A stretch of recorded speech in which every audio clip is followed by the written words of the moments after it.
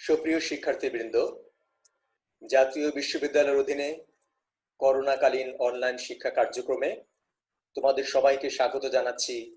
আমি তপন কুমার সাহা, সহযোগী অধ্যাপক, হিসাব বিজ্ঞান বিভাগ, সরকারি ব্রজমোহন কলেজ, বরিশাল। তোমরা একটি ছবি দেখতে পাচ্ছ। আমরা ছবিতে দেখতে পাচ্ছি যে কর্মীরা কাজ করছেন এবং সামনের দিকে দুজন ব্যক্তি রয়েছেন। ধরে নিতে পারি তারা দুইজন নির্বাহী বা ব্যবস্থাপনা পর্যায়ের কর্মকর্তা। তারা কর্মীদের কাজ দেখাশোনা করছেন, মনিটরিং করছেন, অর্থাৎ পূর্ব নির্ধারিত যে পরিকল্পনা অনুযায়ী সেই কাজগুলো সঠিকভাবে হচ্ছে কিনা তারা সেটা মনিটরিং করছেন এবং নিয়ন্ত্রণ করছেন। হ্যাঁ, আমাদের আজকের আলোচনার বিষয় নিয়ন্ত্রণ। নিয়ন্ত্রণ নিয়ে আমরা আলোচনা করব। নিয়ন্ত্রণ মানে কন্ট্রোলিং। নিয়ন্ত্রণ হচ্ছে ব্যবস্থাপনা প্রক্রিয়ার সর্বশেষ ধাপ। নিয়ন্ত্রণ হলো যে পরিকল্পনা গ্রহণ করা হয়েছে সেই গৃহীত পরিকল্পনা, এছাড়া জারিকৃত নির্দেশনা ও প্রতিষ্ঠিত নীতি অনুযায়ী প্রতিষ্ঠানের কাজ পরিচালিত হচ্ছে কিনা তা নিশ্চিত করা।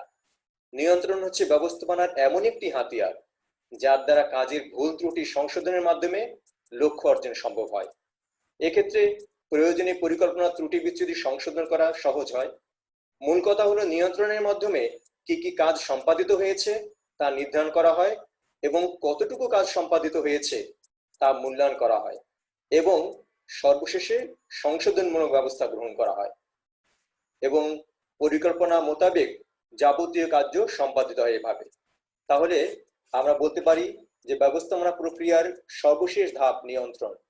গৃহীত পরিকল্পনা, জারিকৃত নির্দেশনা ও প্রতিষ্ঠিত নীতি অনুযায়ী কার্য পরিচালিত হচ্ছে কিনা তা নিশ্চিত করাই নিয়ন্ত্রণ। আমরা এ পর্যায়ে নিয়ন্ত্রণের প্রকৃতি নিয়ে আলোচনা করব। নিয়ন্ত্রণের প্রকৃতি, নেচার অফ কন্ট্রোলিং। নিয়ন্ত্রণের প্রকৃতি যদি আমরা আলোচনা করি, কয়েকটি পয়েন্টে সেটা আলোচনা করতে পারি। যেমন নিয়ন্ত্রণকে বলা হয় অবিরাম প্রক্রিয়া, অর্থাৎ নিয়ন্ত্রণ কিন্তু সবসময় চলে। ব্যবস্থাপনার এটি একটি ধারাবাহিক প্রক্রিয়া এবং ব্যবস্থাপনার সকল কার্যের সাথে কিন্তু এটি সম্পৃক্ত। কারণ ব্যবস্থাপনা পরিকল্পনার প্রণয়ন থেকে শুরু করে এর যথাযথ বাস্তবায়ন এবং প্রয়োজনীয় সংশোধনমূলক ব্যবস্থা গ্রহণ সব কিন্তু অবিরাম চলতে থাকে। এজন্য বলা হয় অবিরাম প্রক্রিয়া। সর্বশেষ পদক্ষেপ মানে নিয়ন্ত্রণ ব্যবস্থাপনার একটি সর্বশেষ পদক্ষেপ হিসেবে বিবেচনা করা হয়। কারণ কি, ব্যবস্থাপকীয় কার্যকরীর মধ্যে যেমন রয়েছে পরিকল্পনা প্রণয়ন, সংগঠন, নির্দেশনা, কর্মসংস্থান, প্রেষণা ও সমন্বয় সাধন, এর পরেই কিন্তু হলো নিয়ন্ত্রণ। এই জন্য বলা হয় নিয়ন্ত্রণ হলো সর্বশেষ পদক্ষেপ। এবার বলা হয়েছে মৌলিক কাজ। আসলে ব্যবস্থাপনার যে কাজগুলো হচ্ছে সেগুলো সঠিকভাবে হচ্ছে কিনা সেগুলো মনিটরিং করা এবং প্রয়োজনীয় সংশোধনমূলক ব্যবস্থা গ্রহণ করা হয় যেহেতু, সেজন্য নিয়ন্ত্রণকে বলা হয় একটি মৌলিক কাজ। নমনীয়তা আমরা বলতে পারি। নমনীয়তা কি? পরিবর্তিত অবস্থার সাথে বা পরিবর্তিত পরিস্থিতির সাথে খাপ খাওয়ানোর জন্য অনেক সময় পরিকল্পনায় কিছু প্রয়োজন মানে পরিবর্তনের প্রয়োজন দেখা দেয়। আর পরিকল্পনার পরিবর্তন করতে হলে তখন নিয়ন্ত্রণ ব্যবস্থারও কিন্তু কিছু পরিবর্তনের প্রয়োজন পড়ে। তাই নিয়ন্ত্রণ প্রক্রিয়া কিন্তু নমনীয় হতে হয়। আওতা যদি বলি, আসলে নিয়ন্ত্রণের আওতা সর্বত্র। ব্যবস্থাপনার সকল স্তরে সকল কার্যে নিয়ন্ত্রণ বিদ্যমান, অর্থাৎ পরিকল্পনা প্রণয়ন হতে শুরু করে সমন্বয় সাধন পর্যন্ত প্রতিটি কাজ সম্পাদনে নিয়ন্ত্রণ অত্যাবশ্যক। এজন্যই বলা হয় নিয়ন্ত্রণের আওতা ব্যাপক ও বিস্তৃত। মান নির্ভর। আসলে নিয়ন্ত্রণ কার্য কি করা হয়, একটা প্রথমে স্ট্যান্ডার্ড মান নির্ণয় ধরা হয় এবং সেই মানের সাথে সব কাজগুলো ঠিকমতো হচ্ছে কিনা সেগুলো তুলনা করা হয়, অর্থাৎ পূর্ব নির্ধারিত মানের সঙ্গে অর্জিত ফলাফলের তুলনা করা হয়। এক্ষেত্রে নির্ধারিত মানের ভিত্তিতে যেহেতু ত্রুটি বিচ্যুতি নির্ণয় করা হয় এবং এখানে নিয়ন্ত্রণ তাকে এই জন্য কিন্তু মান নির্ভর বলা হয়, কারণ নির্ধারিত মানের ভিত্তিতে তো ত্রুটি বিচ্যুতি নির্ণয় করা হচ্ছে। এই জন্য নিয়ন্ত্রণকে বলা হয় মান নির্ভর। এরপরে দেখি আমরা পরবর্তী ভবিষ্যৎ পরিকল্পনা ভিত্তি, অর্থাৎ নিয়ন্ত্রণ হলো ভবিষ্যতে কি করা হবে তা সেই পরিকল্পনার কিন্তু ভিত্তি হলো নিয়ন্ত্রণ। কারণ নিয়ন্ত্রণ প্রক্রিয়ায় প্রতিষ্ঠানের কার্যাবলী ত্রুটি বিচ্যুতি যেমন নির্ধারণ করে এবং সংশোধন ব্যবস্থা গ্রহণ করে, এর ফলে পরবর্তী পরিকল্পনা কি হবে তাও কিন্তু নিয়ন্ত্রণের মাধ্যমে কিন্তু ঠিক করা হয়। এই জন্য বলা হয়েছে নিয়ন্ত্রণ হলো ভবিষ্যৎ পরিকল্পনা ভিত্তিক সংশোধনমূলক ব্যবস্থা গ্রহণ। আমরা পূর্বেই বলেছি নিয়ন্ত্রণে কি করা হয়, নিয়ন্ত্রণের ক্ষেত্রে মানদণ্ড যেটা তৈরি করা হয় প্রথমে একটা, তার সাথে সমুদয় কার্যকরী ব্যবস্থাপনা সেগুলো পর্যবেক্ষণ করা হয় এবং সেক্ষেত্রে যদি কোনো সংশোধনমূলক ব্যবস্থা গ্রহণ করার প্রয়োজন পড়ে সেগুলো গ্রহণ করা হয়। সেজন্য এটাকে বলা হয় নিয়ন্ত্রণ প্রক্রিয়ার একটা অন্যতম বৈশিষ্ট্য, অর্থাৎ সংশোধনমূলক ব্যবস্থা। যদি মানের সাথে মানে কার্য সম্পাদনে কোনো ত্রুটি বিচ্যুতি দেখা দেয় সেক্ষেত্রে সংশোধন করা হতে পারে, সেজন্য সংশোধনমূলক ব্যবস্থা। ঊর্ধ্বতন নির্বাহীদের কাজ, আসলে নিয়ন্ত্রণের কাজটা করেন সাধারণত কারা? ঊর্ধ্বতন নির্বাহী যারা থাকেন তারাই করেন। একটা প্রতিষ্ঠানে বিভিন্ন বিভাগ থাকে এবং প্রতিটা বিভাগের আবার অনেক সময় উপবিভাগও থাকে এবং প্রতিটা বিভাগের দায়িত্বেই কিন্তু ঊর্ধ্বতন নির্বাহীরা থাকেন এবং প্রত্যেক নির্বাহী তার স্ব বিভাগের কর্মচারীদের কাজ তদারকি করেন বা নিয়ন্ত্রণ করেন। তাই নিয়ন্ত্রণ ব্যবস্থাকে বলা হয় ঊর্ধ্বতন নির্বাহীদের কাজ হিসাবে। অভিপ্রেত লক্ষ্য অর্জন, ব্যবসা প্রতিষ্ঠানের যে মূল লক্ষ্য আমরা যদি ধরি সেটা হলো মুনাফা অর্জন করা, তাহলে এক্ষেত্রে নিয়ন্ত্রণ ব্যবস্থা কিন্তু স্বল্প ব্যয়ে এবং অল্প সময়ে প্রতিষ্ঠানের সকল উপায় এবং সকল উপকরণের কাম্য ব্যবহার নিশ্চিত করে। সেই জন্য বলা যায় যেহেতু সকল উপকরণের সঠিক ব্যবহার হয় সেই জন্য বলতে পারি যে এখানে প্রতিষ্ঠানের কাঙ্ক্ষিত লক্ষ্য অর্জন করা সম্ভব হয়।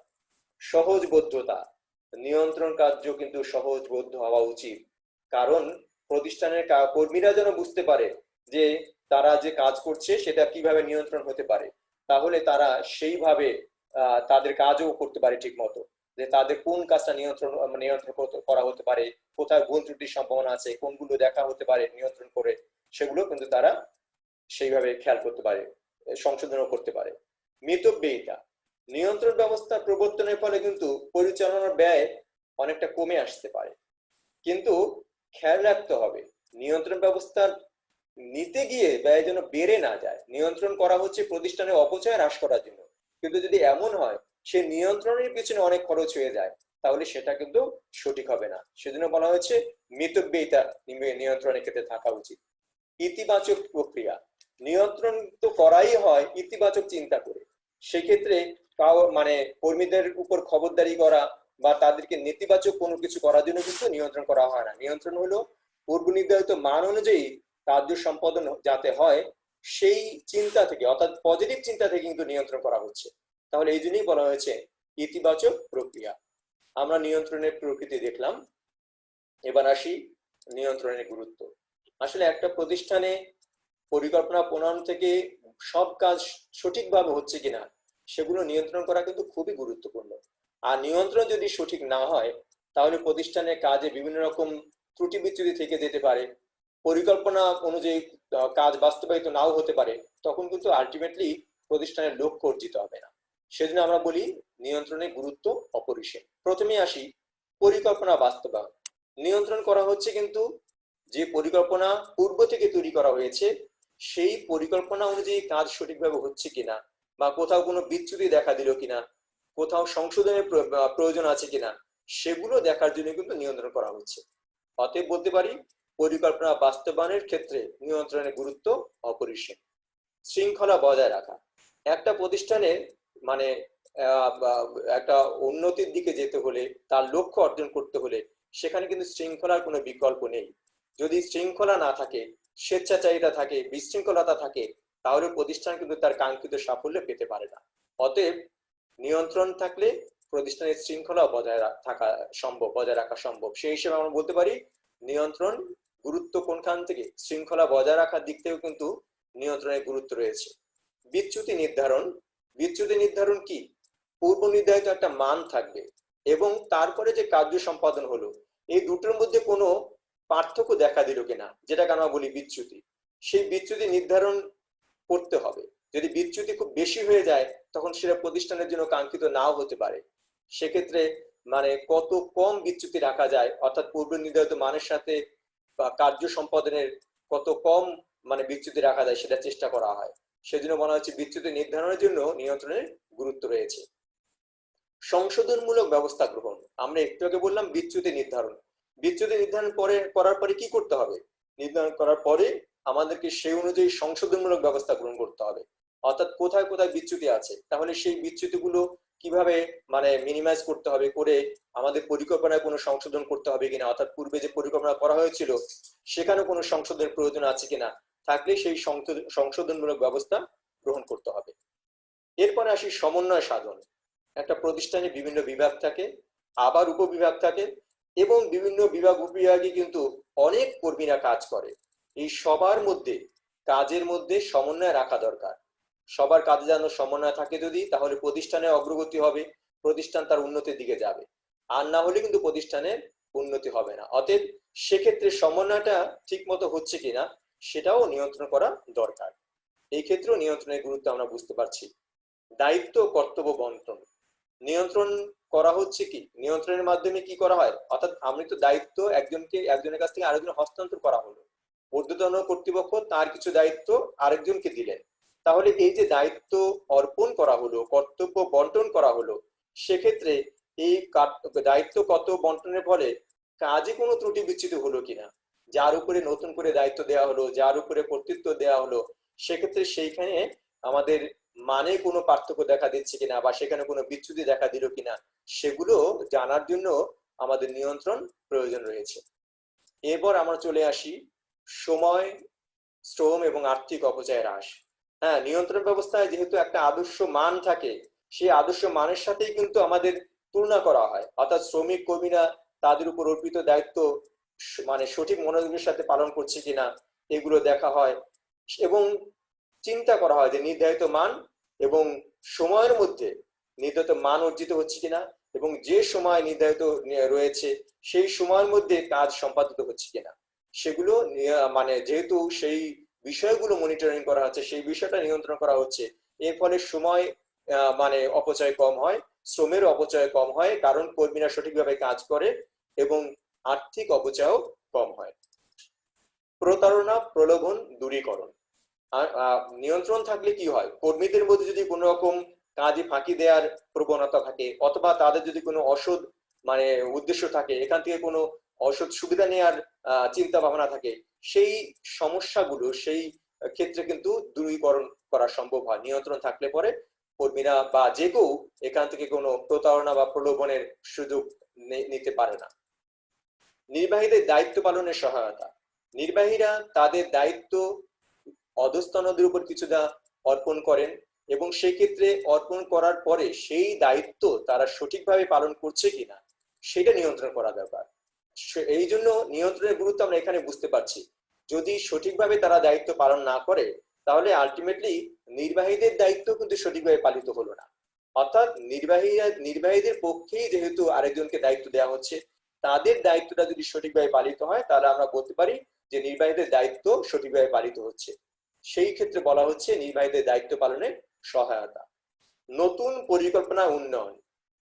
একটা পরিকল্পনা প্রথমে তৈরি করা হয়, তারপরে কাজ করতে গিয়ে আবার দেখা যায় যে ওই পরিকল্পনার সাথে আমার যে কাজ করা হলো, কার্য সম্পাদন হলো, সেখানে ত্রুটি বিচ্যুতি কোথায়, সেই ত্রুটি বিচ্যুতি খেয়াল করে কিন্তু আবার পরবর্তী পরিকল্পনা তৈরি করা হচ্ছে। অর্থাৎ নতুন পরিকল্পনা করার সময় আগে পরিকল্পনা ত্রুটি বিচ্যুতি গুলো সংশোধন করা হচ্ছে, অর্থাৎ নতুন পরিকল্পনাটা আরো উন্নয়ন করছে। তার মানে আমরা বলতে পারি নিয়ন্ত্রণের গুরুত্ব এখানেও রয়েছে, নতুন পরিকল্পনার উন্নয়ন ঘটায়। কর্তৃত্ব অর্পণ। প্রতিষ্ঠানের সকল স্তরে কিন্তু নিয়ন্ত্রণ ব্যবস্থা যদি কার্যকর থাকে, তাহলে নিশ্চিন্তে কিন্তু অধস্তনদের কাছে কিন্তু কর্তৃত্ব অর্পণ করা যাবে। যদি নিয়ন্ত্রণ ব্যবস্থা সঠিকভাবে কার্যকর থাকে, তাহলে ঊর্ধ্বতনরাও অধস্তনদের কাছে সহজে মানে চিন্তামুক্ত হয়ে কর্তৃত্ব অর্পণ করতে পারে। ঝুঁকি হ্রাস করে। ঝুঁকি হ্রাস করে কি, যেহেতু প্রতিষ্ঠানে একটা পূর্ব নির্ধারিত মান থাকে, সেই মানের সাথে বর্তমান কার্যের তুলনা করা হয়, যখন দেখা যায় যে আমার পূর্ব নির্ধারিত মানের সাথে আমার প্রতিষ্ঠানের কাজের কোনো ত্রুটি বিচ্যুতি নেই, তাহলে আমরা বুঝতে পারি যে আমাদের সবকিছু পরিকল্পনা অনুযায়ী এগুচ্ছে, অর্থাৎ প্রতিষ্ঠানের লোকসানের ঝুঁকিও কমে যাচ্ছে। সহজে ক্ষমতা বিকেন্দ্রীকরণ। ক্ষমতা ঊর্ধ্বতনরা অনেক সময় আমরা বললাম যে তার মানে অধস্তনদের উপর কিছু ক্ষমতা অর্পণ করে, সেক্ষেত্রে একই কথা, যদি ক্ষমতা বিকেন্দ্রীকরণ করলেই হবে না, বিকেন্দ্রীকরণ করতে গেলে অনেক চিন্তা করতে হয়, সেক্ষেত্রে বিকেন্দ্রীকৃত ক্ষমতা সঠিকভাবে পালিত হবে কিনা সেটা চিন্তা করতে হয়। হ্যাঁ, যদি নিয়ন্ত্রণ ব্যবস্থা সঠিকভাবে বজায় থাকে প্রতিষ্ঠানে, তাহলে ক্ষমতা বিকেন্দ্রীকরণ করলেও সেই ক্ষমতার অপব্যবহার হবে না এবং সেখানেও যথাযথভাবে ক্ষমতার প্রয়োগ হবে এবং প্রতিষ্ঠান তার লক্ষ্য পানে এগিয়ে যেতে পারবে। কর্মীদের মনোবলে কিন্তু বৃদ্ধি ঘটে। কর্মীরা কাজ করে, তারা যখন বুঝতে পারে যে তাদের কাজ সঠিকভাবে হচ্ছে কিনা, কেউ মনিটরিং করছে, মনিটরিং করার ফলে, নিয়ন্ত্রণ করার ফলে তারাও যেমন আন্তরিকতার সাথে কাজ করে, কাজে যেন কোনো ভুল ভ্রান্তি না হয় সেই চেষ্টা করে, এবং পাশাপাশি তাদের মনোবলও বৃদ্ধি পায় যে হ্যাঁ, আমি যে কাজটা করছি সেই কাজটা সঠিকভাবে হচ্ছে। তাহলে আমরা এখান থেকে নিয়ন্ত্রণের মানে গুরুত্বটা বুঝতে পারলাম। এবার চলে আসি আমরা নিয়ন্ত্রণ প্রক্রিয়ার মধ্যে। নিয়ন্ত্রণ প্রক্রিয়ার কতগুলি ধাপ রয়েছে, ধাপে ধাপে নিয়ন্ত্রণ গুলো করা হয়। সেই নিয়ন্ত্রণ প্রক্রিয়ার প্রথম ধাপ বা প্রথম পদক্ষেপই হচ্ছে মানদণ্ড প্রতিষ্ঠা, অর্থাৎ পূর্ব থেকে একটা স্ট্যান্ডার্ড মান তৈরি করা হয়, একটা মানদণ্ড তৈরি করা হয় যেটার সাথে পরবর্তীতে তুলনা করা হবে। তাহলে এইরকম মান বা যেটা টার্গেট আমরা বলি, সেই টার্গেটটা অনুযায়ী পরবর্তীতে কাজ ঠিক মতো হচ্ছে কিনা সেটা চিন্তা করা হয়। অর্থাৎ এই পরিকল্পনা মানদণ্ড তৈরি করতে গেলে কিন্তু আমাদের আমরা বলতে পারি নিয়ন্ত্রণের ক্ষেত্রে প্রথম পদক্ষেপ হলো এই মানদণ্ডটা তৈরি করা। অর্থাৎ কিভাবে আমার যে কাজটা করব তার ফলাফলটা আমরা কি প্রত্যাশা করি সেই মানদণ্ডটা আমাকে তৈরি করতে হবে। অর্থাৎ নিয়ন্ত্রণ প্রক্রিয়ার প্রথম কাজ কি? মানদণ্ড প্রতিষ্ঠা করা। আমি যে কাজ করব সেই কাজ থেকে আমি এই রেজাল্ট চাই, সেই রেজাল্টটা আমরা বলতেছি মানদণ্ড। আচ্ছা, তারপরে আমাদের খেয়াল করতে হবে কি, দ্বিতীয় ধাপ হলো কার্য সম্পাদন পরিমাপ। আমরা মানদণ্ড তৈরি করলাম, এরপরে আমার কাজ শুরু হয়ে গেল। এখন এই যে স্ট্যান্ডার্ড তৈরি করলাম, আমরা সেই স্ট্যান্ডার্ড মান অনুযায়ী অর্থাৎ মানদণ্ড অনুযায়ী আমাদের কাজ ঠিকমতো হচ্ছে কিনা সেইটা এখন আমাদের নিয়ন্ত্রণ করতে হবে। অর্থাৎ প্রকৃত কাজ পরিমাপ হচ্ছে কিনা নিয়ন্ত্রণ প্রক্রিয়া, সেটা দ্বিতীয় ধাপ। নিয়ন্ত্রণ প্রক্রিয়া দ্বিতীয় ধাপ হইলো আমরা যে মানদণ্ড তৈরি করেছিলাম তার সাথে প্রকৃত কাজ ঠিক মতো হচ্ছে কিনা। মানদণ্ডের সাথে তুলনা করতে পারলে, যদি তুলনা করে দেখি যে প্রকৃত কাজ ঠিক মতো হচ্ছে, তাহলে আমরা বলতে পারবো আমাদের সব কাজই ঠিক আছে। এখন এই তুলনাটা কিন্তু অনেক সময় দৃশ্যমান, অনেক সময় করা যায় না, ফলাফলটা অনেক পরে গিয়ে ধরা পড়ে। কিন্তু কোনো কোনো ক্ষেত্রে কিন্তু দৃশ্যমান হতে পারে। যেমন পণ্য দ্রব্য উৎপাদনের ক্ষেত্রে কিন্তু আমরা উৎপাদনের পরিমাণ দেখেই বুঝতে পারি যে আমাদের মান যেটা তৈরি করা ছিল সেই অনুযায়ী হচ্ছে কিনা, কিন্তু অনেক ক্ষেত্রে সেটা হয় না। সেজন্য কিন্তু এক্ষেত্রে অনেক সতর্কতা অবলম্বন করতে হয় কার্য সম্পাদন পরিমাপের ক্ষেত্রে। তৃতীয় হলো আদর্শ মানের সাথে সম্পাদিত মানের তুলনা। তৃতীয় ধাপ, অর্থাৎ প্রথমে মানদণ্ড তৈরি করলাম, এবার কার্য সম্পাদন করলাম, মানে এই দুটো তুলনাটাকে আমরা বলতেছি তৃতীয় ধাপ। আদর্শ মানের সাথে সম্পাদিত মানের তুলনা করা। যদি আদর্শ মানের সাথে সম্পাদিত মানের সঠিক থাকে তাহলে তো কোনো সমস্যা নেই, আমরা পরবর্তী জায়গায় সেটা চলে আসবো। অর্থাৎ আমরা এখানে বলতে পারি এখানে আমাদের কি করতে হবে, দুটো মানের তুলনা করা। কোন দুটো মান? যেটা পূর্ব থেকে নির্ধারিত করেছি একটা, আরেকটা হলো যেটা আমার এখন কাজ করছি, কাজ করতে গিয়ে যেটা আমি পরিমাপ পেলাম সামনে, সেই দুটোর সাথে আমার তুলনা করতে হবে। আমরা এরপরে চলে যাই, যদি আদর্শ মানের সাথে তুলনা যখন করলাম, তুলনা করে যদি সঠিক থাকে তাহলে কোনো সমস্যা নেই। যদি সেই তুলনার ক্ষেত্রে কোনো বিচ্যুতি ধরা পড়ে সেটার ক্ষেত্রে কিন্তু কাজ আছে। সেটাই এখানে বলা হয়েছে 4 নম্বর ধাপে, বিচ্যুতি যদি হয় তাহলে বিচ্যুতির কারণ নির্ধারণ ও বিশ্লেষণ। অর্থাৎ আমি যদি দেখি প্রকৃত মান এবং মানের সাথে প্রকৃত কার্যফলের কোনো পার্থক্য থাকে, সেই পার্থক্যটা যদি নেতিবাচক হয়, অর্থাৎ মানের যেটা হওয়া উচিত সেটা পজিটিভ না হয়ে যদি পার্থক্যটা নেতিবাচক হয়, তাহলে কিন্তু সেক্ষেত্রে আমাদেরকে আরো পরবর্তীতে বিশ্লেষণ করতে হবে কেন হলো, তাহলে সেইখানে আমরা কি করব এখন সেটা চিন্তা করার বিষয়।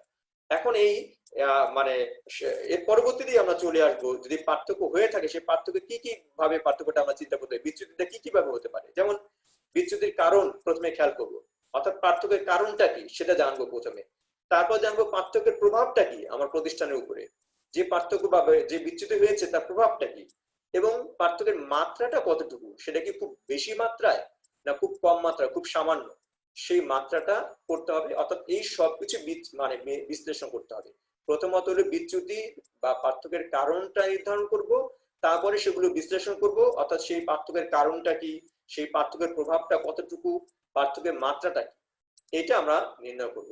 এরপরেও আসবো সংশোধনমূলক ব্যবস্থা গ্রহণ। পার্থক্য তো বিচ্যুতি তো নির্ণয় করা হয়ে গেছে, এখন আমাদের সংশোধনমূলক ব্যবস্থা গ্রহণ করতে হবে, যাতে ভবিষ্যতে যে পরিকল্পনা করব সেখানে যেন কোনো ত্রুটি বিচ্যুতি না থাকে, অথবা আমি যে এখন কাজ করছি কাজ সম্পাদনে যে ত্রুটি বিচ্যুতিগুলি ধরা পড়লো সেই ক্ষেত্রে কাজের মানটাকে আরো কিভাবে উন্নত করা যায় সেগুলো কিন্তু আমাকে এখন চিন্তা করতে হবে। এখন খেয়াল করো, এই ধরনের সংশোধন ব্যবস্থা গ্রহণ করার ক্ষেত্রে কিন্তু আবার 3 রকমের বিষয় আমরা চিন্তা করতে পারি। একটা হলো পূর্বাবস্থায় সংরক্ষণ। পূর্বাবস্থায় সংরক্ষণ মানে কি? পরিকল্পনাটা আগের মতো রেখে দিব। কেন রেখে দিব? যদি আমার পার্থক্য কোনো না থাকে, বিচ্যুতি খুব না থাকে, অর্থাৎ মানে আমার স্ট্যান্ডার্ড মান এবং মানে কার্য সম্পাদন এই দুটোর মধ্যে যখন পার্থক্য থাকবে না, তখন তো আমি আগের পরিকল্পনাটা রেখে দিতে পারি, অর্থাৎ সেক্ষেত্রে আমার পূর্বাবস্থায় সংরক্ষণ করতে হচ্ছে। এবার আমরা চলে যাচ্ছি, অর্থাৎ পূর্বাবস্থা সংরক্ষণ। এবার চলে যাব বিচ্যুতি সংশোধন। হ্যাঁ, এখন যদি এমন হয় যে প্রতিষ্ঠিত মান এবং কার্য সম্পাদনের মধ্যে বিচ্যুতি হয়েছে এবং সেটা নেতিবাচক বিচ্যুতি হয়েছে, অর্থাৎ প্রকৃত কাজ যদি পূর্বের নির্ধারিত মানের থেকে খারাপ হয় তাহলে আমরা বলবো নেতিবাচক বিচ্যুতি হয়েছে। সেক্ষেত্রে আমাদের কিন্তু সংশোধন ব্যবস্থা গ্রহণ করতে হবে, তাই না? এক্ষেত্রে কর্মীদিগকে প্রেরণা দিতে হবে, প্রেরণা দিয়ে তাদের কাছ থেকে আরো মানে ভালো কাজ আদায় করে নিতে হবে, অথবা আমাদের পদ্ধতির ক্ষেত্রে কোনো পরিবর্তন করতে হবে, অথবা এমন হতে পারে আমাদের যন্ত্রপাতির কোনো পরিবর্তন করতে হবে, যন্ত্রপাতি কোনো সংশোধন করতে হবে, অথবা এমন আমরা হতে পারে যন্ত্রপাতি পুরনো হয়ে গেছে এজন্য উৎপাদনের পরিমাণ কম হচ্ছে, যেটা হোক না কেন সেই জায়গাটায় আমাদেরকে এখন সংশোধনমূলক ব্যবস্থা গ্রহণ করতে হবে। এমন হতে পারে নতুন যন্ত্র ক্রয় করতে হবে, তাই না? তাহলে আমরা বিচ্যুতি বা সংশোধন ব্যবস্থা গ্রহণ করলাম। এবার আসি মানদণ্ড পরিবর্তন। যদি এমন হয় যে প্রতিষ্ঠিত মানের সাথে কার্য সম্পাদনের তুলনার পর মানদণ্ডের প্রয়োজন দেখা দিতে পারে, কখন? যদি কার্য সম্পাদনের পরিমাণের চেয়ে প্রতিষ্ঠিত মান খুব বেশি বড় বা ছোট হয় তাহলে এর পরিবর্তন করতে হবে। আমার প্রকৃত মানের থেকে কার্য সম্পাদন যেটুকু করলাম সেটা অনেক ব্যবধান, হ্যাঁ, সেটা যেদিকে হোক, ছোট হোক বা বড় হোক, ব্যবধানটা যদি অনেক হয় তাহলে আমাকে বুঝতে হবে আমাকে আমার মানদণ্ডই পরিবর্তন করা প্রয়োজন, তাই না? সেজন্য আমরা বলেছি এখানে মানদণ্ড পরিবর্তন করা প্রয়োজন। তাহলে আমরা নিয়ন্ত্রণ প্রক্রিয়া যদি খেয়াল করি, প্রথমে মানদণ্ড প্রতিষ্ঠা করতে হবে, তারপরে কার্য সম্পাদন করতে হবে, অর্থাৎ পূর্ব থেকে একটা মান তৈরি করতে হবে, এবং তারপরে আমি কাজ যখন সম্পাদন করব তখন পরিমাপ করব, এরপরে এই দুটোর সাথে তুলনা করে দেখব পরে কোনো বিচ্যুতি পাওয়া গেল কিনা, বিচ্যুতি পেলে সেই বিচ্যুতির কারণ নির্ধারণ করব এবং তারপরে বিশ্লেষণ করব, এরপরে সংশোধনমূলক ব্যবস্থা গ্রহণ করব। সেই সংশোধনমূলক ব্যবস্থা গ্রহণ করতে গিয়ে আমি যদি দেখি যে না আমার দুটো মানের সাথে তেমন কোনো পার্থক্য নেই, তাহলে আমি পূর্বাবস্থায় রেখে দিব, মানদণ্ড পরিবর্তন করার প্রয়োজন নেই। তারপর যদি দেখি না বিচ্যুতি রয়েছে এবং সেটা নেতিবাচক বিচ্যুতি, তাহলে আমার কার্য সম্পাদনের ক্ষেত্রে কোথায় কোথায় মানে পরিবর্তন করা দরকার, আমার যন্ত্রপাতি পরিবর্তন করা দরকার কিনা, আমার কর্মীদের প্রেষিত করা দরকার কিনা, সেই মানে জায়গাটা আমি খেয়াল করব। আর যদি মনে হয় যে না মানদণ্ডের সাথে আমাদের কার্য সম্পাদনের পার্থক্যটা খুব বেশি ব্যাপক, তখন আমাকে চিন্তা করতে হবে আসলে আমাদের মানদণ্ডে কিন্তু পরিবর্তন করতে হবে। আমরা এখানে স্টেপসটা কন্ট্রোল প্রসেসটা একটু চিত্রাকারে দেখি। এখানে দেখো, প্রথমে যেটা আমি বলেছিলাম establish standard and method for measuring performance, অর্থাৎ প্রথমে মানদণ্ড প্রতিষ্ঠা করতে হবে, তাই না? সবার প্রথমে কাজ হলো এটা। এরপরে মেজার অফ পারফরমেন্স, আমাদের কার্য সম্পাদন পরিমাপ করতে হবে, অর্থাৎ যে কাজটা চলছে এইটা পূর্ব নির্ধারিত মান, এবার আমার কাজ চলবে সেই কাজটা আমাকে পরিমাপ করতে হবে। এবার আমার প্রশ্ন, does performance match the standards, অর্থাৎ আমি যে স্ট্যান্ডার্ড তৈরি করেছিলাম তার সাথে পারফরমেন্স কি ম্যাচ করছে? যদি ম্যাচ করে অর্থাৎ ইয়েস হয় আমার উত্তর, তাহলে ডু নাথিং, কিছুই করতে হবে না, অর্থাৎ পূর্ব নির্ধারিত মান যেটা আছে সেই পূর্বাবস্থায় আমার থেকে যাবে। আর যদি মানে আমার অ্যান্সার নো হয় তখন কি করতে হবে? Take corrective action and revaluate standards, তখন আমাকে মানে যথাযথ ব্যবস্থা গ্রহণ করতে হবে, অথবা আমার স্ট্যান্ডার্ড যেটা আছে সেটার পরিবর্তন করতে হবে। তাহলে এখানে আমরা দেখলাম প্রসেসটা, অর্থাৎ কন্ট্রোলিং এর প্রসেসটা আমরা এখান থেকে দেখতে পেলাম। এবার চলে আসি আমরা কন্ট্রোলিং এর পরে আমরা চলে আসি কার্যকর নিয়ন্ত্রণ ব্যবস্থা। কার্যকর নিয়ন্ত্রণ ব্যবস্থার কতগুলি শর্ত আছে। আমরা নিয়ন্ত্রণ ব্যবস্থা যদি কার্যকর করতে চাই তাহলে কতগুলো শর্ত চিন্তা করতে হবে। যদি এই শর্তগুলো থাকে তাহলে আমাদের নিয়ন্ত্রণও সঠিক হবে। তার মধ্যে প্রথমে রয়েছে বোধগম্যতা, অর্থাৎ প্রতিষ্ঠানে নিয়োজিত যে কর্মীরা আছে তাদের সবার কাছে কিন্তু নিয়ন্ত্রণটা বোধগম্য হওয়া উচিত। বিশেষ করে নিয়ন্ত্রণ ব্যবস্থা যাদের নিকট আমাদের প্রয়োগ করা হবে তাদের কিন্তু বোধগম্য হতে হবে, আর না হলে নিয়ন্ত্রণ ব্যবস্থা কিন্তু কার্যকর করা যাবে না। এজন্য নিয়ন্ত্রণ কি হওয়া উচিত? নিয়ন্ত্রণ ব্যবস্থা সহজ সরল হওয়া বাঞ্ছনীয়। মিতব্যয়িতা আমরা বলেছি, মিতব্যয়িতা হলো প্রতিষ্ঠানের উন্নয়নের স্বার্থে, প্রতিষ্ঠানের উন্নয়নের স্বার্থে নিয়ন্ত্রণ ব্যবস্থা মিতব্যয়ী হওয়া প্রয়োজন। এখন এমন যেন না হয় আমাদের নিয়ন্ত্রণ ব্যবস্থার পিছনে প্রচুর খরচ হয়ে গেল, যে ফলটা যে খরচটা অনেক মানে এখান থেকে যে রেজাল্টটা পাওয়া যেত তার থেকে বেশি মনে হয়, তাহলে সেটা কার্যকর হবে না। অর্থাৎ অর্জিত ফলাফলের চেয়ে ব্যয়ের পরিমাণ যাতে কম হয় আমাদের কিন্তু সেদিকে খেয়াল রাখতে হবে। ভবিষ্যৎ অনুমান, হ্যাঁ, আমরা নিয়ন্ত্রণ ব্যবস্থায় কি বলি, যে দায়িত্বপ্রাপ্ত নির্বাহী যিনি থাকবেন তার প্রতিষ্ঠানের কার্যাবলী কি ধরনের ত্রুটি বিচ্যুতি দেখা যাচ্ছে, ঠিক আছে, প্রতিষ্ঠানের কার্যাবলীতে কি কি ত্রুটি বিচ্যুতি ঘটতে পারে সে সম্পর্কে কিন্তু তাকে একটু আগাম ধারণা মানে রাখতে হয়। একজন নির্বাহীর আগাম ধারণা থাকা উচিত যে এই প্রতিষ্ঠানের কাজের ক্ষেত্রে কি কি ত্রুটি বিচ্যুতি সামনে আসতে পারে, তাকে সেই ধারণাটা আগাম একটা ধারণা থাকতে হয়। এ যদি থাকে তাহলে কি হয়, তার পক্ষে অনেক ক্ষতি এড়িয়ে যাওয়া এবং সংশোধনমূলক ব্যবস্থা গ্রহণ করা সহজ হয়। নমনীয়তা, নিয়ন্ত্রণের ক্ষেত্রে বলা হচ্ছে নিয়ন্ত্রণ নমনীয় হওয়া অত্যাবশ্যক। কারণ কারবারি প্রতিষ্ঠানের পরিকল্পনা যখন বাস্তবায়ন করব তখন বাস্তবায়নের সময় কিন্তু দেখা যায় কিছু পরিবর্তন অবস্থার প্রেক্ষিতে সময়ের প্রেক্ষিতে আমাদের পরিকল্পনায় পরিবর্তন করতে হয়। তো যেহেতু পরিকল্পনায় পরিবর্তন করতে হচ্ছে তাহলে নিয়ন্ত্রণ ব্যবস্থায় তো পরিকল্পনা মানে পরিবর্তন করতে হবে, তাই না? তাহলে এই জন্য মনে রাখতে হবে নিয়ন্ত্রণ যেন নমনীয় হয়, নিয়ন্ত্রণ প্রয়োজনের ক্ষেত্রে নিয়ন্ত্রণ যেন পরিবর্তন করা যেতে পারে। উপযুক্ততা, অর্থাৎ কাজের প্রকৃতি প্রয়োজন অনুযায়ী নিয়ন্ত্রণ ব্যবস্থা হওয়া উচিত। সব ধরনের কাজের নিয়ন্ত্রণ একই রকম হতে পারে না। আমার প্রতিষ্ঠানের ধরন কি, আমার প্রতিষ্ঠানের কাজের ধরন কি, কি প্রকৃতির কাজ এবং প্রয়োজনীয়তা কি, এই চিন্তা করে কিন্তু আমাদের নিয়ন্ত্রণ ব্যবস্থা হওয়া উচিত। সেক্ষেত্রে বলা হচ্ছে উপযুক্ততা, অর্থাৎ কারণ সব ধরনের প্রতিষ্ঠানের জন্য একই ধরনের নিয়ন্ত্রণ ব্যবস্থা কার্যকর নয়। এবার চলে আসি কার্যকর নিয়ন্ত্রণ ব্যবস্থার শর্তাবলীর মধ্যে পরবর্তীতে সংশোধনমূলক ব্যবস্থা গ্রহণ। হ্যাঁ, নিয়ন্ত্রণ তো করা হয় এই জন্য যে আমার পূর্ব নির্ধারিত মানের সাথে কোনো মানে ত্রুটি বিচ্যুতি পরিলক্ষিত হচ্ছে কিনা। ত্রুটি বিচ্যুতি যদি পরিলক্ষিত হয়ে থাকে তাহলে আমাকে সংশোধনমূলক ব্যবস্থা গ্রহণ করতে হবে। হ্যাঁ, এতে অপচয় রোধ হবে প্রতিষ্ঠানের এবং প্রতিষ্ঠানের কার্যক্রমও কিন্তু ত্বরান্বিত হবে যদি আমি সংশোধনমূলক ব্যবস্থা ঠিকমতো গ্রহণ করতে পারি। আচ্ছা, এরপরে সংশোধনমূলক ব্যবস্থা গ্রহণ, তারপর আমরা চলে যাচ্ছি দ্রুত বিচ্যুতি নিরূপণ। আমাদের সুষ্ঠু নিয়ন্ত্রণ ব্যবস্থার মাধ্যমে কিন্তু কাজের ত্রুটি বিচ্যুতি কিন্তু নির্ধারণ করা সম্ভব হয়, তাই না? অতএব নিয়ন্ত্রণ যেন এমন হয় যে যে কোনো ত্রুটি বিচ্যুতি যেন আমরা খুব দ্রুত ধরতে পারি। এখন ত্রুটি বিচ্যুতি ধরা পড়লে এমন সময় তার আগে প্রতিষ্ঠানে অনেক বড় ক্ষতি হয়ে গেল, তাহলে তো আসলে নিয়ন্ত্রণ থেকে সেরকম ফলাফল পাওয়া গেল না। অর্থাৎ আমাকে চিন্তা করতে হবে নিয়ন্ত্রণ ব্যবস্থা এমন ভাবে করতে হবে যেন আমাদের যে কোনো ত্রুটি বিচ্যুতি দ্রুত ধরা পড়ে, হ্যাঁ, দ্রুত আমরা নিরূপণ করতে পারি। এবার বাস্তব প্রয়োগ, অর্থাৎ নিয়ন্ত্রণ ব্যবস্থা করতে হবে এমন ভাবে যেন সেটা কল্পনাপ্রসূত না হয়, বাস্তবিক নিয়ন্ত্রণ হওয়া উচিত। ঠিক আছে, নিয়ন্ত্রণ ব্যবস্থা বাস্তবিক বাস্তবতার সাথে সামঞ্জস্য রেখে নিয়ন্ত্রণ হওয়া উচিত। এমন কিছু নিয়ন্ত্রণ চিন্তা করা যাবে না যেটা কল্পনাপ্রসূত, অর্থাৎ মানে বাস্তবতা বর্জিত নিয়ন্ত্রণ কিন্তু কখনো কার্যকর হতে পারে না, তাই না? তাই নিয়ন্ত্রণ মানে কার্যকর হতে হলে সেক্ষেত্রে আমাদেরকে এমন হতে পারে যে একটা সংখ্যা ভিত্তিক নিয়ন্ত্রণ করা যেতে পারে, বাস্তব অভিজ্ঞতা ভিত্তিতে নিয়ন্ত্রণ করা যেতে পারে। অর্থাৎ নিয়ন্ত্রণের ক্ষেত্রে আমরা বলেছি সেটা বাস্তব প্রয়োগযোগ্য হতে হবে।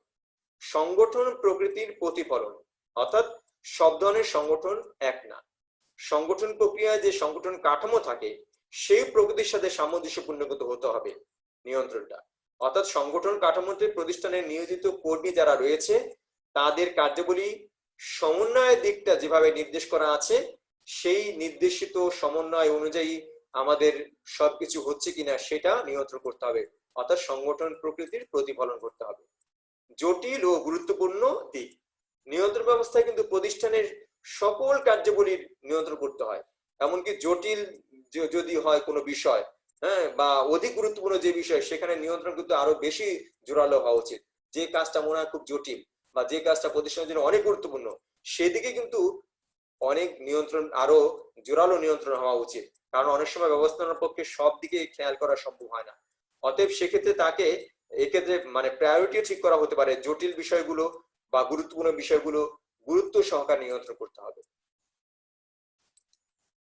আমরা যাই এবারে নিয়ন্ত্রণের কৌশলগুলো কি কি দেখি। নিয়ন্ত্রণের ক্ষেত্রে কতগুলি কৌশল রয়েছে, সেটা হলো প্রথমত হলো নিয়ন্ত্রণের কৌশল বলা হয় দুই ধরনের নিয়ন্ত্রণ কৌশল বলা হয়, একটা বাজেটীয় নিয়ন্ত্রণ কৌশল আর একটা হলো অবাজেটীয় নিয়ন্ত্রণ কৌশল। আসলে বাজেট কি? বাজেট বলতে আমরা বুঝি ভবিষ্যৎ পরিকল্পনার সংখ্যাত্মক যে প্রকাশ, সেটাকে বলি বাজেট।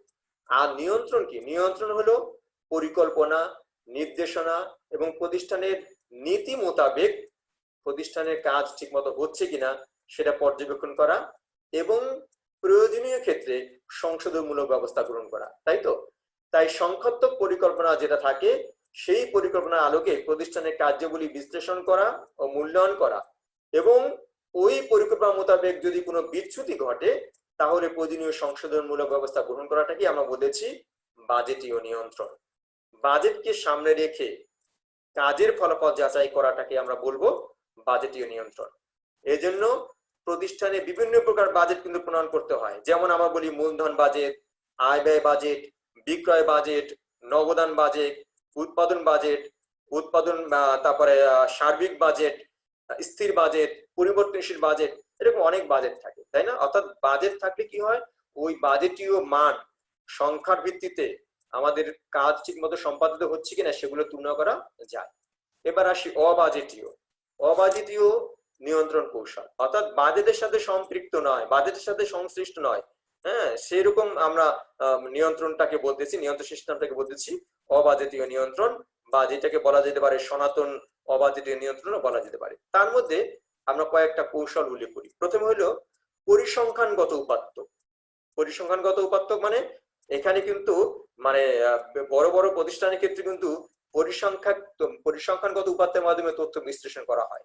সেক্ষেত্রে দেখা হয় যে মানে ঠিক মতো মানে কাজ সম্পাদিত হচ্ছে কিনা, অর্থাৎ এইভাবে কিন্তু তারা নিয়ন্ত্রণ করে, বিভিন্ন চিত্রাকারে তৈরি করে, চার্ট তৈরি করে, এগুলো করে কিন্তু তারা মানে কার্যাবলী নিয়ন্ত্রণ করে থাকে, তাই না? তাহলে এখানে বলা হয়েছে পরিসংখ্যানগত উপাত্ত। বিশেষ প্রতিবেদন বিশ্লেষণ।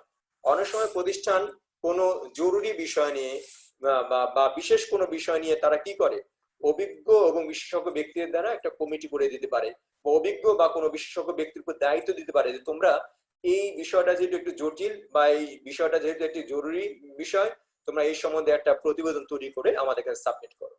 তাহলে এই ক্ষেত্রে এই প্রতিবেদনটাও কিন্তু বিশ্লেষণ করা যেতে পারে, অর্থাৎ বিশেষ প্রতিবেদন, আমরা বলতেছি বিশেষ প্রতিবেদন বিশ্লেষণ করা। হ্যাঁ, বিশেষ প্রতিবেদন বিশ্লেষণ করা যেতে পারে। বিশেষ প্রতিবেদন বিশ্লেষণ করে আমরা বুঝতে পারবো, নিয়ন্ত্রণ করতে পারবো, এবং সেইখানে আমরা দেখবো যে আমাদের পূর্ব নির্ধারিত মানের সাথে কোনো ত্রুটি বিচ্ছুতি ঘটছে কিনা। এবার সমুচ্ছেদ বা ব্রেক ইভেন বিশ্লেষণ। হ্যাঁ, সাধারণত উৎপাদনকারী প্রতিষ্ঠানের ক্ষেত্রে কিন্তু এইটার ব্যবহার দেখা যায়। উৎপাদনকারী প্রতিষ্ঠানের ক্ষেত্রে এটা কিন্তু বেশি দেখা যায়, অর্থাৎ কি পরিমাণ পণ্য উৎপাদন করলে বা কি পরিমাণ পণ্য বিক্রি করলে সর্বাধিক মুনাফা অর্জিত হবে, সেটা কিন্তু আমরা এখান থেকে বুঝতে পারি। এবং ব্রেক ইভেন পয়েন্ট যেটা বলা হয় বা সমুচ্ছেদ বিন্দু যেটা বলা হয়, সেটা হলো এমন একটা বিন্দু, ব্রেক ইভেন বিন্দু এমন একটা বিন্দু যেখানে খরচ এবং আয়ের একটা সমতা নির্দেশ করে। ব্রেক ইভেন পয়েন্ট হলো এমন একটা বিন্দু যেখানে আয় এবং ব্যয় একটা সমতা নির্দেশ করে। এর থেকে যদি আমরা কম উৎপাদন করি, এর থেকে যদি আমরা মানে উৎপাদনের পরিমাণ কম হয়, তাহলে কিন্তু আমাদেরকে মানে ক্ষতির দিকে যেতে হবে। আর এই ব্রেক ইভেন পয়েন্ট থেকে যদি আমি যত বেশি বিক্রি করতে পারবো, তত আমার লাভের থেকে যেতে থাকবে। অর্থাৎ এই পয়েন্টে এসে আমার লাভ লোকসান কিছুই নেই, সমতা নির্দেশ করে। তাহলে এই জন্য বলা হয়েছে যে ব্রেক ইভেন পয়েন্ট বিশ্লেষণ করা যেতে পারে। বিশ্লেষণ করে মোট উৎপাদন, স্থায়ী ও পরিবর্তনশীল খরচের অনুপাত আমরা এখান থেকে নির্ণয় করতে পারি, এবং মুনাফার পরিমাণ কিন্তু আমরা এখান থেকে ধারণা নিতে পারি, অর্থাৎ ব্রেক ইভেন বিশ্লেষণ। এবার চলে যাচ্ছি ব্যক্তিগত পর্যবেক্ষণ, অর্থাৎ যিনি দায়িত্ব রয়েছেন নিয়ন্ত্রণের ক্ষেত্রে, অথবা নির্বাহী যিনি, তিনি নিজে শারীরিকভাবে পর্যবেক্ষণ করতে পারেন। এটাও নিয়ন্ত্রণের একটা কৌশল এবং সর্বাধিক ব্যবহৃত কৌশল বলা হয় এটা। সর্বাধিক ব্যবহৃত একটা পদ্ধতি বা একটা কৌশল হলো পর্যবেক্ষণ।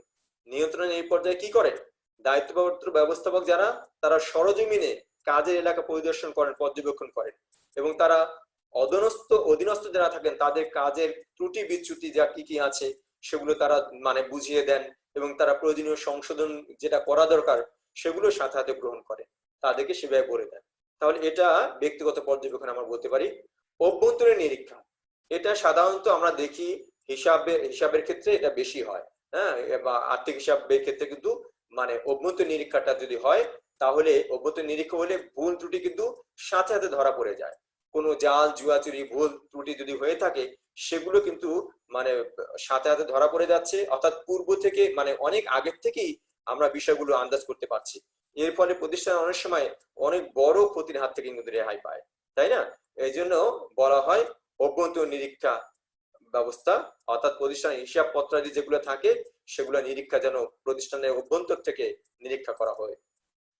ব্যবস্থাপনা নিরীক্ষা, ব্যবস্থাপনা নিরীক্ষা হলো একটা পর্যবেক্ষণ ও নিয়ন্ত্রণমূলক ব্যবস্থা, অর্থাৎ ব্যবস্থাপকরা সব কাজ পর্যবেক্ষণ করবেন এবং নিয়ন্ত্রণ করবেন, আর যার মাধ্যমে প্রতিষ্ঠানের বা সংগঠনের সব পর্যায়ে কর্মদক্ষতা আর কাজের ফলাফলের নিরীক্ষা করা হয়। ব্যবস্থাপনা নিরীক্ষার মাধ্যমে কি করা হয়, সংগঠনের সব পর্যায়ের কার্য দক্ষতা এবং কাজের ফলাফল কিন্তু এখানে নির্ণয় করা হচ্ছে, এবং কোনো প্রকার ত্রুটি বিচ্যুতি যদি থাকে সেগুলো চিহ্নিত করা হয় এবং সংশোধনমূলক ব্যবস্থা গ্রহণ করা হয়।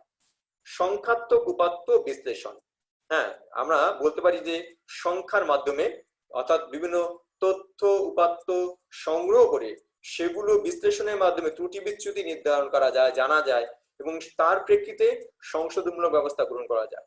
যেমন মনে করো সাপ্তাহিক উৎপাদনের পরিমাণ কতটুকু হওয়া উচিত, কতটুকু হলো, পূর্ব নির্ধারিত মান কতটুকু ছিল, তো এখানে কম হলো কেন, বা এটা বেশি হলো কেন, তাহলে কি আমাদের পূর্ব নির্ধারিত মান ঠিক করা ঠিক মতো করা হয়নি। তো এই বিষয়গুলো কিন্তু এখানে সংখ্যাত্মক উপাত্ত বিশ্লেষণের মাধ্যমে আমরা জানতে পারি। উন্নত তথ্য প্রযুক্তির ব্যবহার, হ্যাঁ, উন্নত তথ্য প্রযুক্তির ব্যবহার আসলে বর্তমান সময়টাকে আমরা বলি অবাধ তথ্য প্রবাহ এবং প্রযুক্তির উৎকর্ষতার যুগ, তাই না? এই যুগে বড় বড় ব্যবসায়িক প্রতিষ্ঠান কিন্তু উন্নত প্রযুক্তি ব্যবহার করছে। এক্ষেত্রে তারা কি করছে, তাদের প্রযুক্তির ক্ষেত্রে কিন্তু তারা যত উন্নত প্রযুক্তি পারে সে উন্নত প্রযুক্তি কিন্তু তারা ব্যবহার করছে।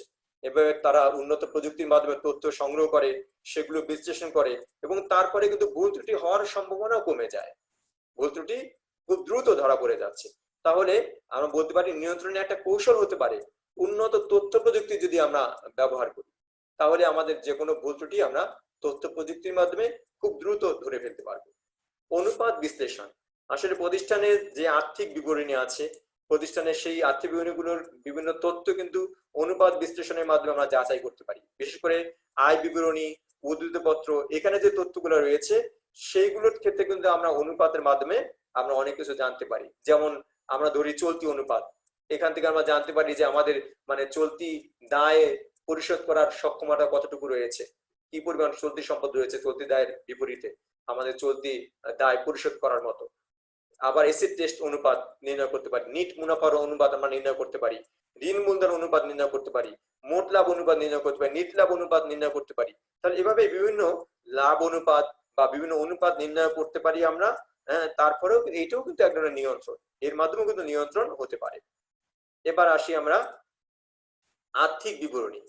আর্থিক বিবরণী বিশ্লেষণ করা দরকার। একটা প্রতিষ্ঠানের যে আর্থিক বিবরণী থাকে, অর্থাৎ প্রতিষ্ঠানের যে বিভিন্ন প্রকার আর্থিক বিবরণী তৈরি করা হয়, সেই আর্থিক বিবরণীতে যে বিষয়গুলো আছে সেগুলো পর্যালোচনা করে প্রতিষ্ঠানটাকে কিন্তু ভালোভাবে নিয়ন্ত্রণ করা যায়, তাই না? সেক্ষেত্রে যেমন আমরা মনে করি একটা প্রতিষ্ঠান বিভিন্ন তহবিল প্রবাহ বিবরণী তৈরি করে, নগদ প্রবাহ বিবরণী তৈরি করে, চলতি মূলধন বিবরণী তৈরি করে, লাভ ক্ষতি হিসাব তৈরি করে, উদ্ধৃতপত্র তৈরি করে, এই সবগুলো যদি আমরা বিশ্লেষণ করি, তাহলে আমরা প্রতিষ্ঠানের আর্থিক ফলাফলটা কিন্তু সহজেই বুঝতে পারবো, তাই না? এগুলো যদি বিশ্লেষণ করি সবগুলো, তাহলে আর্থিক ফলাফলটা অনেক সহজে বুঝতে পারবো। সেই জন্য বলা হচ্ছে আর্থিক বিবরণী কিন্তু এখানে বিশ্লেষণ করা দরকার। এবার আসি আমরা নিয়ন্ত্রণের পরবর্তী কৌশল, মিতব্যয়ী ফরমায়েশ পরিমাণ। মিতব্যয়ী ফরমায়েশ পরিমাণ হলো এমন একটি পরিমাণ, পণ্য ফরমায়েশের এমন একটি পরিমাণ যে পরিমাণ পণ্য ফরমায়েশ দিলে সর্বনিম্ন ব্যয়ে পণ্য সংগ্রহ করা যেতে পারে এবং গোডাউনে সংরক্ষণ করা যায়। আমরা সেটাকে বলছি মেট পে পার মাস পরিমাণ, অর্থাৎ ইওকিউ বা ইকোনমিক অর্ডার কোয়ান্টিটি। তাহলে এটা যদি একটা প্রতিষ্ঠান ঠিকমতো ফলো করে তাহলে তার এই শুধুমাত্র পণ্য সংরক্ষণ বা পণ্য মানে অর্ডার দেওয়ার কারণে তার খরচের পরিমাণ কিন্তু যথাযথভাবে হতে পারে। এখানে অতিরিক্ত কোনো খরচ হওয়ার সুযোগ নেই এবং মানে অতিরিক্ত যেমন খরচ হওয়ার সুযোগ নেই, আবার মানে এমনও হবে না কখনো যে পণ্যের অভাবে উৎপাদন ব্যাহত হবে, সেটাও হবে না, আবার পণ্যের বেশি মজুদ গোডাউনে থাকবে না। কারণ বেশি মজুদ থাকলেও আমরা জানি সেখানে একটা ক্ষতির সম্ভাবনা থাকে। মজুদ পণ্য আটকে থাকা মানে প্রতিষ্ঠানের চলতি সম্পদ আটকে থাকা, এবং এর ফলে পণ্যের দর অনেক সময় বাড়ে কমে, সে একটা ক্ষতি হতে পারে। মজুদ পণ্য নষ্ট হয়ে যেতে পারে, সে একটা ক্ষতি হতে পারে। সেটা যেমন ক্ষতি মানে একটা ঝুঁকিপূর্ণ, অর্থাৎ বেশি মজুদ রাখা। আবার কম মজুদ রাখলেও তো যে কোনো সময় উৎপাদন ব্যাহত হতে পারে পণ্য সংগ্রহের অভাব দেখা দিলে। তাহলে দুটোর মধ্যে সমন্বয় করার জন্য বলা হয়েছে মিত ব্যয় ফরমাশ পরিমাণ। কৌশলগত নিয়ন্ত্রণ বিন্দু, অর্থাৎ বড় বড় প্রতিষ্ঠানগুলোতে নির্বাহীদের পক্ষে কিন্তু সব সময় মানে তার পক্ষে সবকিছু নিয়ন্ত্রণ করা সম্ভব হয় না। তখন সে কি করে, কিছু গুরুত্বপূর্ণ বিষয়কে বেছে নেয় সকল কাজের মধ্যে থেকে। মানে গুরুত্বপূর্ণ যে বিষয়গুলো সেগুলো বা জটিল যে বিষয়গুলো সেগুলোকে চিহ্নিত করে এবং সেগুলোর প্রতি প্রাধান্য দিয়ে সেই বিষয়গুলো সে নিয়ন্ত্রণ করতে চেষ্টা করে। এর ফলে অর্থাৎ কৌশলগত নিয়ন্ত্রণ, সবকিছু বিষয় না নিয়ন্ত্রণ না করে কৌশলগত হিসেবে সে নির্দিষ্ট কিছু কার্য সম্পাদন নিয়ন্ত্রণ করে। তাহলে এর মাধ্যমে সে প্রতিষ্ঠানের যেহেতু গুরুত্বপূর্ণ বিষয়গুলো, তাহলে প্রতিষ্ঠানের অনেক মানে নিয়ন্ত্রণ কাজটা আরো সহজ হয়ে যায় এবং নিয়ন্ত্রণ সঠিকভাবে হতে পারে। গ্যান্ট চার্ট, আসলে গ্যান্ট চার্ট হলো একটা চার্ট, যে চার্টটা কে এটা মানে তৈরি করেছেন প্রখ্যাত ব্যবস্থাপনা বিশেষজ্ঞ এইচ.আই. গ্যান্ট। উনি ঘটনা ও সময় এই দুটো এককের একটা চার্টের মাধ্যমে বিশ্লেষণ করে দেখিয়েছেন, যেটাকে আমরা বলি গ্যান্ট চার্ট। এই চার্টে উৎপাদন কর্মসূচির সময় এবং কাজের বর্ণনা থাকে এবং কর্মসূচিকে কয়েকটি অংশ ভাগ করে প্রত্যেক অংশের সম্পাদন সময়ের সাথে সাথে অন্যান্য অংশের সম্পর্ক দেখানো হয়। অর্থাৎ এই যে চার্ট করা হলো, কর্মসূচিকে কয়েকটি অংশে ভাগ করে প্রত্যেক অংশের সম্পাদন সময়ের সাথে, প্রত্যেক সম্পাদন করতে যে সময়টা লাগে তার সাথে অন্যান্য অংশের সম্পর্কটা দেখানো হয়। এই চার্ট নির্ধারিত সময়ের মধ্যে সংকটপূর্ণ কাজগুলো নিয়ন্ত্রণ করে। চার্টটা কি করে, আমাদের যে সময় নির্দিষ্ট করা আছে সেই নির্দিষ্ট সময়ের মধ্যে আমাদের জটিল কাজগুলো সেগুলো ঠিকমতো হচ্ছে কিনা সেগুলো নিয়ন্ত্রণ করে। এর ফলে সার্বিক কর্মসূচি কিন্তু সফল বাস্তবায়ন হতে পারে। তাহলে গ্যান্ট চার্ট শেষ। এবার আমরা বলি পার্ট। পার্ট এর ফুল ফর্ম হলো programme evaluation and review technique.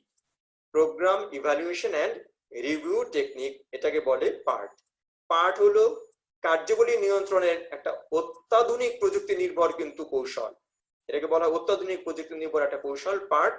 এখানে কি করা হয়, সুনির্দিষ্ট প্রকল্পের কার্যসমূহ নির্ধারণ পূর্বক, অর্থাৎ একবার নির্দিষ্ট কিছু প্রকল্প যার কাজ ঠিক করে নেয়, ওই কাজসমূহ নির্ধারণ করে সেগুলোর সময় নির্দিষ্ট করা হয় এবং বিভিন্ন প্রকার কৌশল মানে তারপরে বা সংকটময় সময়ে বিভিন্ন মতো মানে প্রকৌশলগত কাজের ক্ষেত্রে আমরা বলতে পারি, বিভিন্ন মানে টেকনিক্যাল কাজের ক্ষেত্রে অথবা বিভিন্ন সংকটময় মুহূর্তে কিন্তু এই এই পার্ট মানে ব্যবস্থা পার্টের মাধ্যমে নিয়ন্ত্রণ কৌশলটা অনেক ফলপ্রসূ হয়। যার আমরা উদাহরণ দেখতে পাই 1958 সালে যুক্তরাষ্ট্রের নৌবাহিনীতে কিন্তু এই মানে যুদ্ধাস্ত্র ব্যবস্থায় কিন্তু এই পরিকল্পনা ও নিয়ন্ত্রণের জন্য এটি সর্বপ্রথম ব্যবহার করা হয়।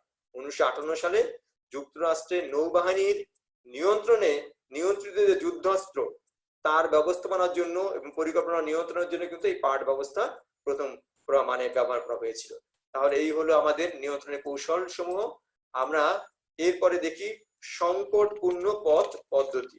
সংকটপূর্ণ পথ পদ্ধতি অর্থাৎ কিছু ক্রিটিক্যাল পথ আছে, সেই ক্রিটিক্যাল পথের ক্ষেত্রে আমাদেরকে কি কি মানে কৌশল নিতে হবে। হ্যাঁ, অনেক কঠিন পরিস্থিতি আসে না, সেই পরিস্থিতি কিভাবে সমন্বয় করতে হবে, কিভাবে সেই ক্ষেত্রে আগাতে হবে, কোন কোন পর্যায়ে এই ক্ষেত্রে গুরুত্ব দিতে হবে, সেগুলোকে বলেছি আমরা সিপিএম বা সংকটপূর্ণ পথ পদ্ধতি। তাহলে এই আমরা 15টি কৌশল জানলাম নিয়ন্ত্রণের। এবং নিয়ন্ত্রণের এই কৌশলের মাধ্যমে আমরা নিয়ন্ত্রণ চাপটা শেষ করতে যাচ্ছি। তোমরা আশা করি তোমাদের এখানে বাসায় আরো পড়াশোনা করবে ভালো করে বই দিয়ে, এবং তোমাদের সবাই সুস্থতা কামনা করি। তোমরা সবাই ভালো থাকো, সুস্থ থাকো, সেই প্রত্যাশা করে আজকের ক্লাস আমি এখন শেষ করছি। ধন্যবাদ সবাইকে।